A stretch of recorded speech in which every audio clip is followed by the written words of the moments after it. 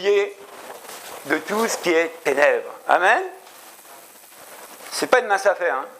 Quand tu es noyé dans les traditions jusque-là, dans la culture jusque-là, pour te dépouiller de tout ça, oh là là, c'est chaud. Hein. Mais Dieu nous a laissé quelque chose de merveilleux, c'est le Saint-Esprit. C'est lui qui nous aide.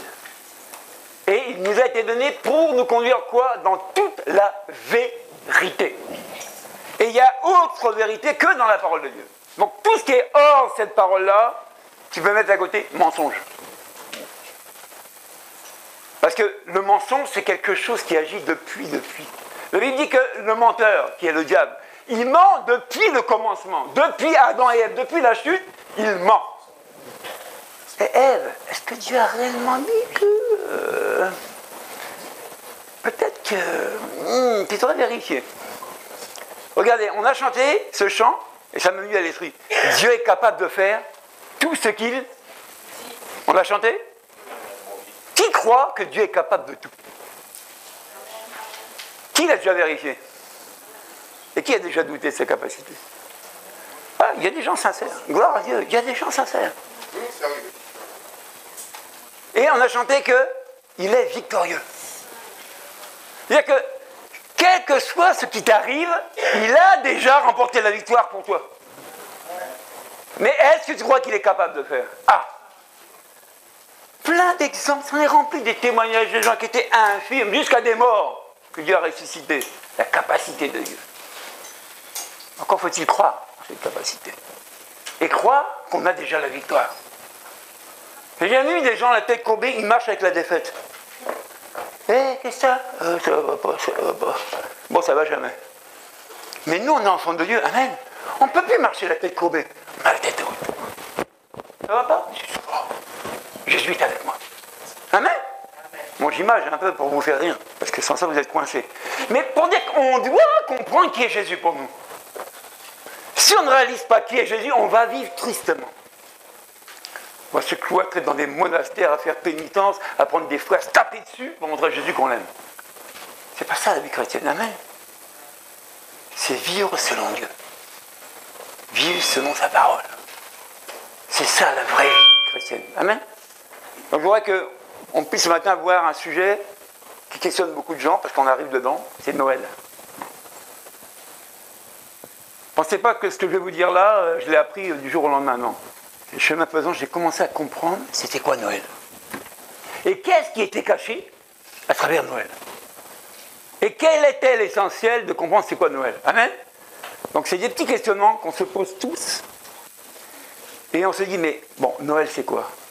C'est la naissance de Jésus, c'est le réveillon, c'est la dinde, c'est la bûche, c'est les cadeaux, c'est les guirlandes, c'est le sapin. Vous voyez, des fois dans notre esprit c'est fouillis. Mais on va essayer de comprendre tous ensemble tout à l'heure, c'est quoi réellement Noël, selon Dieu, et ce que les hommes en ont fait. C'est nous les hommes, on aime bien toujours rajouter. Hein, on aime ça. Comme si que Dieu n'est pas assez capable pour se révéler aux gens, nous on veut forcer. On veut que les gens sachent qui est Jésus. Donc on va mettre beaucoup d'additifs pour mettre tout le monde d'accord. Et bien souvent, quand on veut mettre tout le monde d'accord, on est en désaccord avec Dieu.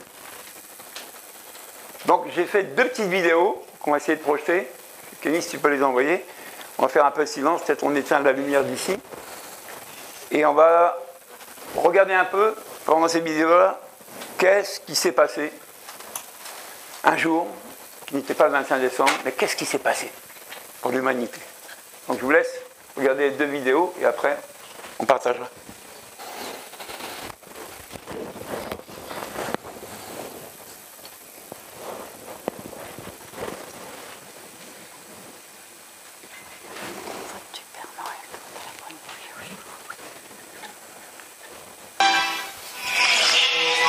J'écris pour toi, cher Théophile, un récit ordonné des événements qui se sont passés parmi nous.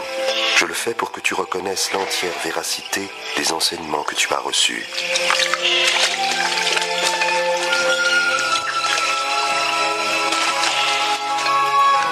Au temps où César Auguste était empereur de Rome et Hérode le Grand, roi de Judée, Dieu envoya l'ange Gabriel dans une ville de Galilée, appelée Nazareth, chez une jeune fille vierge nommée Marie.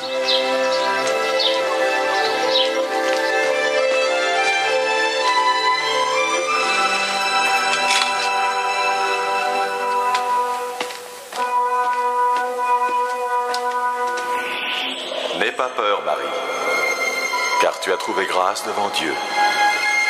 Tu concevras et tu enfanteras un fils à qui tu donneras le nom de Jésus. Comment est-ce possible? Je suis vierge. Le Saint-Esprit viendra sur toi. C'est pourquoi le Saint-Enfant qui naîtra de toi sera appelé le Fils de Dieu. Son royaume est éternel. Alors Marie se rendit dans une ville des montagnes de Judée, chez sa cousine Élisabeth, elle aussi miraculeusement enceinte. Élisabeth! Marie! Cousine Marie! Tu es bénie entre toutes les femmes.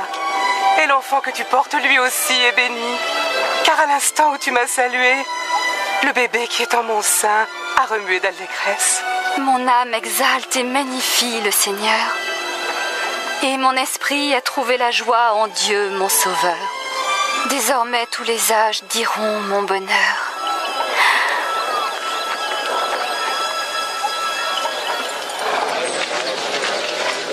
Sachez, homme de Nazareth, que l'empereur César Auguste a décidé un recensement sur les territoires occupés de Galilée et de Judée. Tous doivent aller se faire inscrire, chacun dans sa ville natale.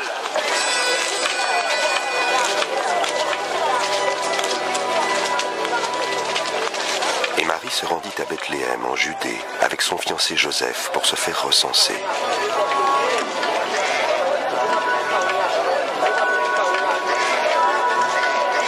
Mais il n'y avait pas de place pour eux à la maison des voyageurs, et ils durent se loger dans une humble étable.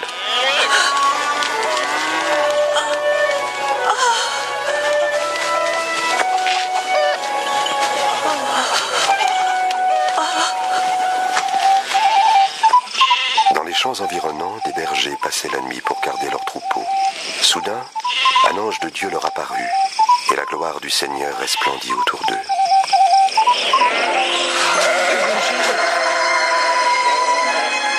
Aujourd'hui, dans la ville de David, un sauveur vous est né. C'est le Christ, le Seigneur.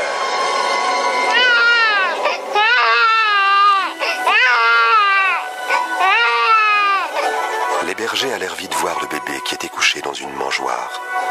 Ils étaient les premiers à répandre l'évangile, la bonne nouvelle du Sauveur né d'une vierge.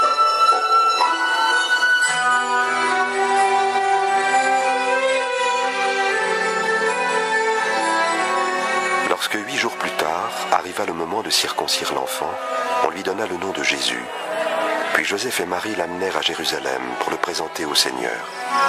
Après avoir accompli tout ce que la loi du Seigneur ordonnait, Marie et Joseph retournèrent en Galilée, à Nazareth, leur village. Lorsque Jésus eut 12 ans, Joseph et Marie l'emmenèrent à Jérusalem pour les fêtes de la Pâque. Mais quand ils repartirent, Jésus resta à Jérusalem, et ses parents ne s'en aperçurent pas tout de suite.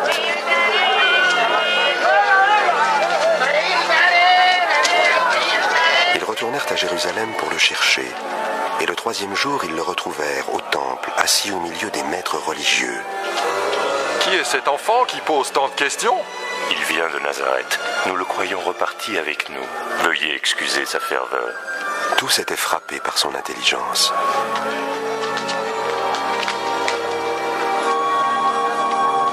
Mon enfant, pourquoi nous as-tu fait cela?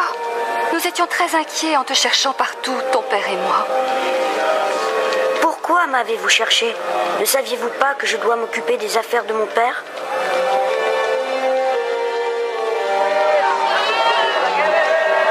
Jésus retourna avec eux à Nazareth.